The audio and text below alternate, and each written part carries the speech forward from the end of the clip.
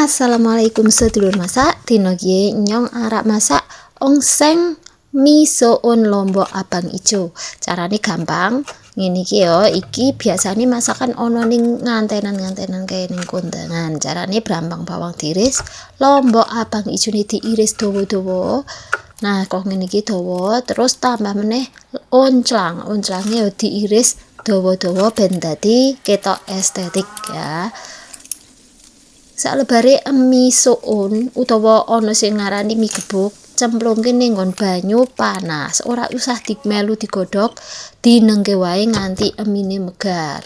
Salebare ngulek bawang, tambahi uyah, tambahi merica bubuk. Yen ana merica glondongan luwih enak, luwih sedep dienggo. Ki aku anane merica bubuk, wis dienggo merica bubuk wae. Iki salebare mie sing wis megar mau ditus, tambahi kecap, diaduk-aduk nganti abang merata. Wis sisihke. Nah, saiki manasi minyak, cemplungake brambang bawang mau sing wis diiris merah kecoklatan. Nah, tambahi bawang sing wis diulek halus mau. Nah, lebare tambahi brambang lombok abang ijo. Salebare tambahi banyu ben ora gosong.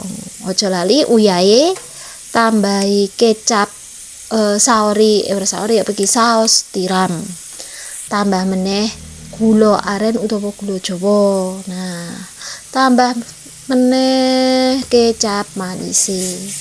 Aja lali penyedap rasane oleh penyedap rasa utawa micin. Nah, aku iki nganggone kaldu jamur ya.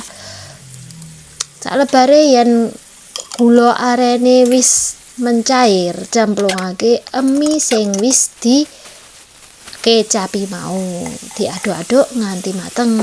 Cek rasane enak, tambahi onclang. Onclange diaduk-aduk meneh nganti layu wae. Mergone iki mie wis mateng, wis enak, tinggal matengake onclang sedheluk, plating utawa sajekake. Iki enak banget. Yen makemku kaya ngene iki nyong kelingan kondangan, tapi yo atine bungah mergone ora perlu ngamplop. Wis ndang cepet ndang do dijajal masak mie soun lombok abang ijo.